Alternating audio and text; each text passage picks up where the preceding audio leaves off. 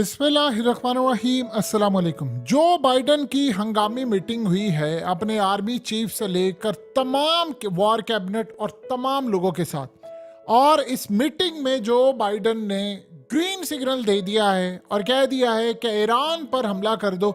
Air force को कहा है कि इमीडिएटली ईरान के जितने मिलिट्री एसेट्स हैं, ईरान के जितने दूसरे असासे हैं, उनको पूरे खित्ते में टारगेट करो। स्टार्ट करेंगे इराक से, फिर करेंगे शाम से, और ये जंग जब बढ़ेगी तो प्लान ये हुआ है कि उसके बाद हम ईरान पर डायरेक्टली हमला करेंगे, उसकी न्यूक्लियर साइट्स पर, मिलिट्री बेसिस पर। अब इसके बाद होगा क्या अमेरिका के साथ? अमेरिका ने इसको ग्रीन सिग्नल दे दिया है कि ईरान के साथ जंग कर लें। इनकी हालत ये है, जूते खाते फिर रहे हैं ये यमन से। ये जरा बात समझिएगा हुआ क्या है। अब इसके बाद जो जंग छिड़ने वाली है, ये डगलस मैग्रेट जो अमेरिका का एक साबिक कर्नल है और कमाल लेवल का ये इनका ऑफिसर था और पूरी दुनिया में माना जाता है, उसने कहा है कि अमेरिकी आज तक उनको पता नहीं है, वो ये समझते हैं कि उनको कोई खतरा नहीं है। आज तक जंग जो लड़ी गई थी वो हमेशा से अमेरिका ने लड़ी थी दूसरी किसी जगह पर जाकर, अफगानिस्तान, इराक, वो तो अपनी सरजमीन हमारी महफूज रही। उसने कहा जब ईरान से जंग होगी तो ये आपकी गलतफहमी भी दूर हो जाएगी, अब जंग जो है वो हमारी सरजमीन तक भी आएगी। अब सवाल यहाँ पर यह पैदा होता है कि अमेरिका तक जंग कैसे जाएगी? क्या ईरान के पास ऐसे मिसाइल हैं, इतनी रेंज वाले मिसाइल कि वो सीधा जाकर हिट करें? ये तो एक नामुमकिन सी बात लगती है। जी हाँ, ईरान है हमला कर सकता है अमेरिका के मिलिट्री एसेट्स पर, जो कि शाम में है, इराक में है, मिडिल ईस्ट में है, हर जगह वो हमला कर सकता है। यमन को दे सकता मजीद हथियार कि वो डिस्ट्रॉयर इनके उड़ा दे, एयरक्राफ्ट कैरियर तबाह कर दे और बहुत सारे हमले। लेकिन अमेरिका तक जंग कैसे जाएगी? और ये उसने किस तरह का? इसका ये मतलब है कि उसने इशारा उस जानिब किया है जो टेक्नोलॉजी चाइना के पास सिर्फ है। इसका मतलब है कि क्या चाइना वो टेक्नोलॉजी ईरान को दे चुका है या देगा, या ईरान ने खुद बना ली, जिसका नाम है इलेक्ट्रोमैग्नेटिक पल्स वेपन। क्या ईरान ईएमपी से हमला करने जा रहा है अमेरिका पर? देखिए, अमेरिका तक जंग आने का मतलब क्या है?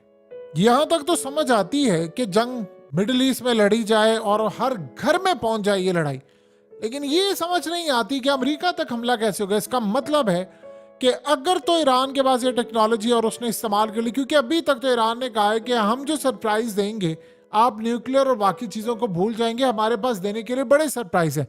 और उसका इजहार उन्होंने यमन के थ्रू किया है, इराक के थ्रू किया है, शाम के थ्रू किया है। ये सारी चीजें तो नजर आती हैं कि अभी तक वो जिस तरह टेक्नोलॉजी का इस्तेमाल करें, तबाह करें, लेकिन जिस तरह ये लड़ाई बढ़ती जा रही है, इसका मतलब है कि अगर उन्होंने ईएमपी का हमला कर दिया और उनके पास ये हुआ, क्योंकि वो न्यूक्लियर तक तो पहुंच चुके हुए हैं, तो फिर तो आप ये समझ लीजिए कि अमेरिका का ईरान में बैठे हुए जो हमला होगा, यानी वो तो अजीब तरह की सूरत हाल बन जाएगी। यानी अमेरिका पर एक हमला होगा ईरान के थ्रू, ईरान अपना हमला करेगा ईएमपी का, कि वहां पर उनके इलेक्ट्रिक ग्रिड को जला दिया जाएगा।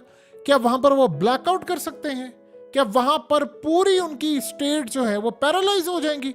या वहां पर उनके जो जहाज है उनका रेडार सिस्टम से राब्ता मुनक़ता हो जाएगा, कम्युनिकेशन सिस्टम सारा जैम हो जाएगा, और वहां पर कम्युनिकेशन सिस्टम जैम करेंगे या करेंगे, और उसके बाद उन पर मिसाइलों की बारिश होगी, चाहे फतेह 2 मिसाइल हो या कोई और मिसाइल हो, ये सारी बारिश हो।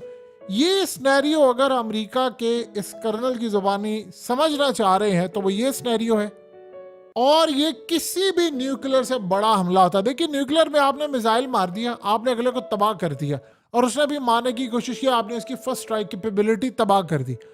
अब यहाँ जो सवाल पैदा होता है कि दूसरा स्नैरियो क्या है? दूसरा स्नैरियो ये है कि अगर इस जंग के अंदर ईरान के साथ वो आते हैं तो फिर जाहिर सी बात है जंग ईरान की तो नहीं रहेगी, ये तो फिर इसमें फिर बाकी ममालिक भी कूद पड़ेंगे, क्योंकि उधर यूरोप ने शामिल होना है, इधर फिर रशिया और चाइना, और रशिया चाइना जब जंग में शामिल होंगे तो फिर बात उसकी भी समझ आती है कि इस सारे मामले पर चाइना तो पूरे का पूरा अमेरिका ब्लैकआउट कर सकता है। उसके पास एक हमले की गुंजाइश है। उसने मुंबई में जब ब्लैकआउट का हमला किया था तो सुबह 9 बजे से लेकर शाम 5 बजे तक मुंबई में लाइट गई और अरबों रुपए का नुकसान हुआ था। आपको याद होगा, आज से तकरीबन 2-3 साल पहले जब उसने हमला किया था तो 8-9 घंटे जब लाइट गई तो उसके बाद जो रिपोर्ट आई थी तो उन्होंने कहा था मैं अभी तक समझ नहीं आ पा रही हुआ क्या। वो तो अमेरिका ने रिपोर्ट दी थी कि चाइना ने हमला किया था और टेस्ट किया था। अब उसके बाद तो चीखें निकल गई थी सारी दुनिया के अंदर के हुआ क्या है। लेकिन यहाँ जो मामला है इसको जरा समझे। यहाँ पर अगर चाइना कूद पड़ा इस जंग के अंदर तो अमेरिका की खैर नहीं है। अमेरिका की तो अभी ईरान के हाथों, ये बाकी यमन और बाकी चीजों के हाथों खैर नहीं है। और ये हो कब रहा है?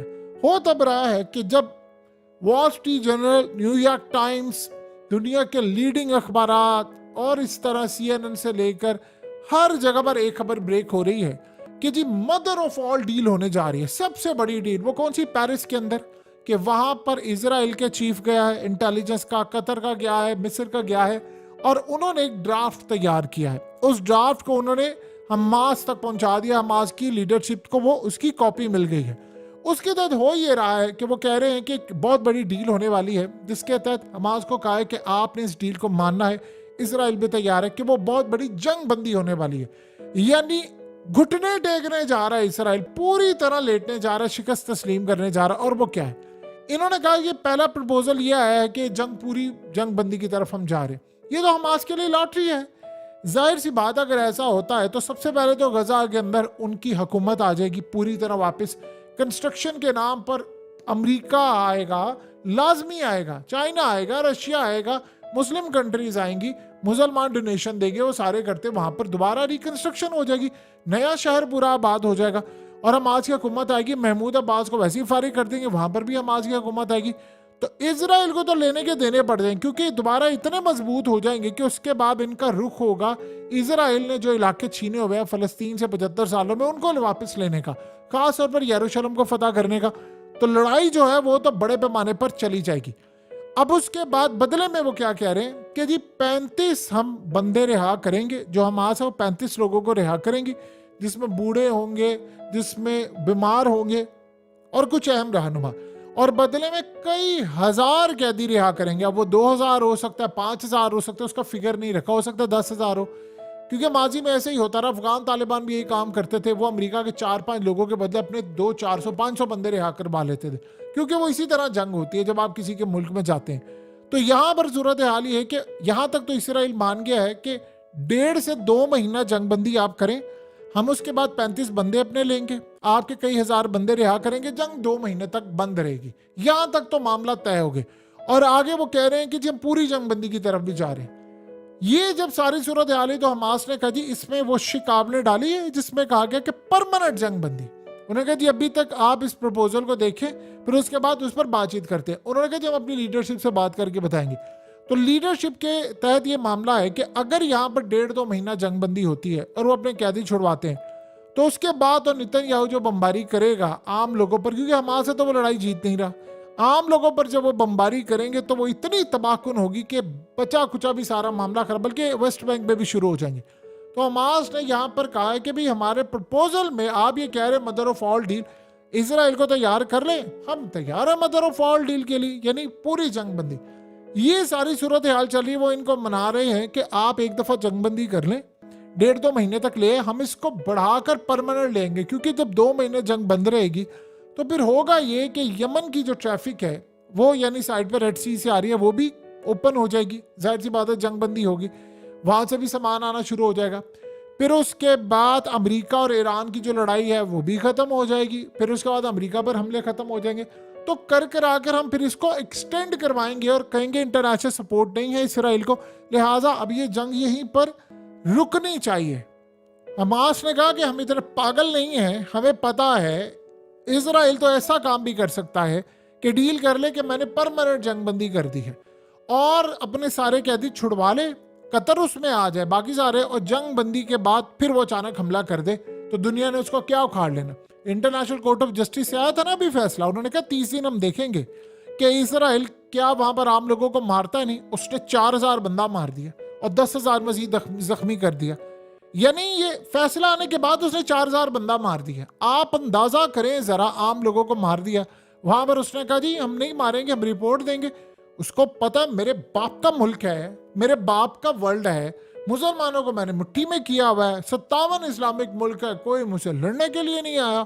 और मेरी ताकत और मेरी पावर का अंदाजा लगा ले कि मुसलमान सिर्फ मजम्मत कर रहे हैं, और इतनी इतनी बड़ी फौज, एयरफोर्स, इन सब के कोई नहीं आया, क्योंकि मैंने अमेरिका के थ्रू इन सबको गले से पकड़ा हुआ है किसी की जरूरत नहीं है आकर फलस्तीनियों की मदद कर सके। देखिए, जब ये सूरत हाल किसी भी जगह पर पैदा हो जाती है तो उसमें एक बात आप समझ लीजिएगा कि इजराइल यहां पर यह डील भी कर सकता है कि सारे कैदी छुड़वाकर वो डील कैंसिल कर दे। और रहेगी बात कतर की या मिस्र की, उसको पता है कि अगर ये डील तोड़ भी दी तो क्या होगा, फिर उसके बाद ये कोई डील नहीं करवाएगा। लेकिन क्या उस वक्त अफगान तालिबान की ट्रम्प दौर के अंदर नहीं हुई थी डील फाइनलाइज हो गई थी? क्या नहीं हुई थी? उस वक्त डील हो गई थी, सारे मामला तय हो गए थे। और उसके बाद क्या एक बड़ा हमला करके डील तोड़नी गई थी? तोड़ दी थी डील, सारी चीजें टूट गई थी।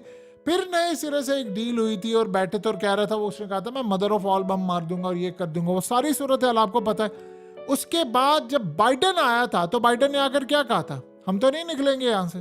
उसने कहा था नहीं निकलेंगे। फिर उसने कहा था ठीक है, अब लड़ाई होगी तो बड़े पैमाने पर होगी और दोबारा हम कभी जिंदगी में अमेरिका से बातचीत नहीं करेंगे, अब तो सिर्फ ताबूत जाएंगे और ताबूत भी हम जाने नहीं देंगे। यानी इस तरह की फिर मामला हो गए थे, फिर अमेरिका को निकलना पड़ा, वहां से लड़ाई बड़ी खतरनाक होगी थी और एंड पर जलील होकर निकले थे। ये तो सूरत हाल है कि डील कैंसिल हो जाती। अब इजराइल अभी तक ये माना नहीं इस बात को, लेकिन माना है तो वो ये सोच रहे हैं कि साथ ही नेतन्याहू के मिनिस्टर्स ने कह दिया है कि अगर तूने ये डील फाइनलाइज की कि परमानेंट जंगबंदी है तो हम हुकूमत छोड़ देंगे, तेरी हुकूमत 2 दिन बाद वैसे गिर जाएगी।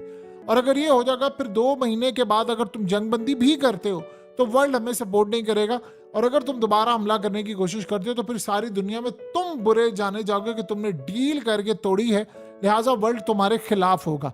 तो वो कहता मुझे कोई परवाह नहीं है, मैं निकालूंगा कोई ना कोई बहाना, कोई हमला एक आधा जाली भी करवा लूंगा, सही भी करवा लूंगा, और कर आके मैं सारी सूरत हाल ले आऊंगा सामने।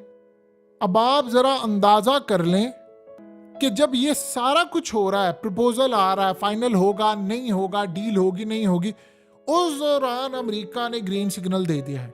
अब अमेरिका ने ये जो कहा है ये ईरान पर हमला करेंगे, उसके बाद क्या होगा? इमीडिएटली तेल की जो कीमतें हैं वो अगले दिन ऊपर चली जाएंगी।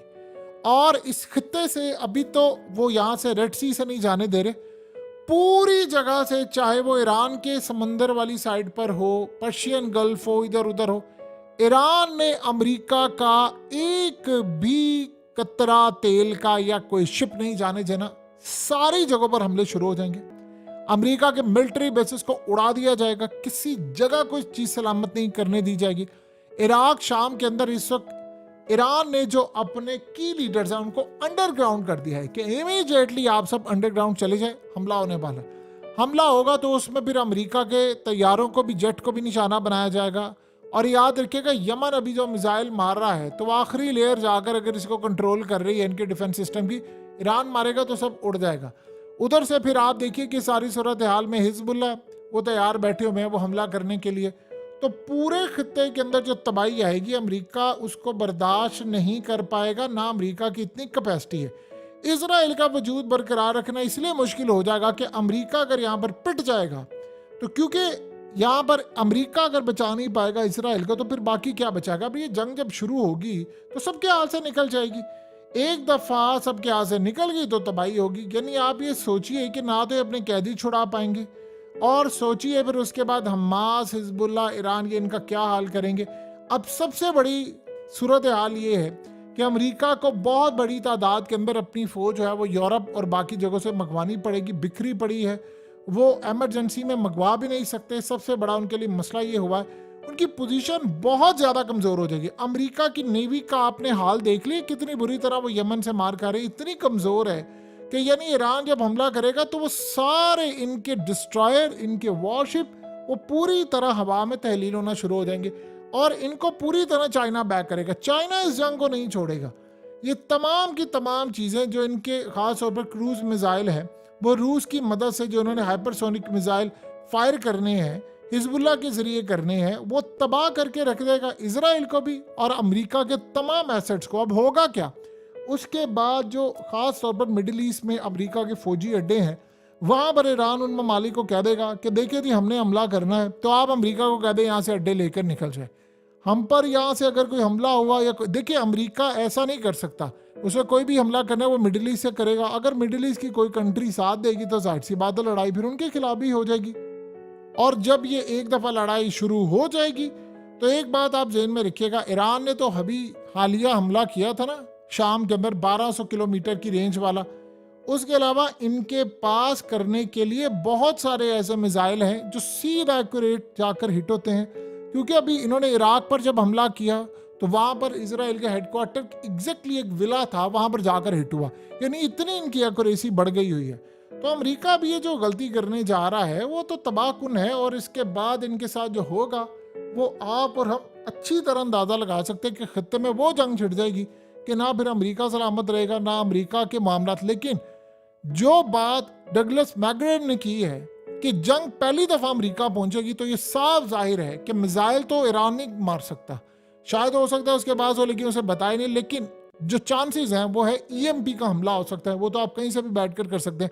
अगर वो टेक्नोलॉजी ईरान के पास है तो अमेरिका का खेल खत्म, और अगर नहीं है और चाइना के थ्रू उसने बात की है तब भी अमेरिका का खेल खत्म।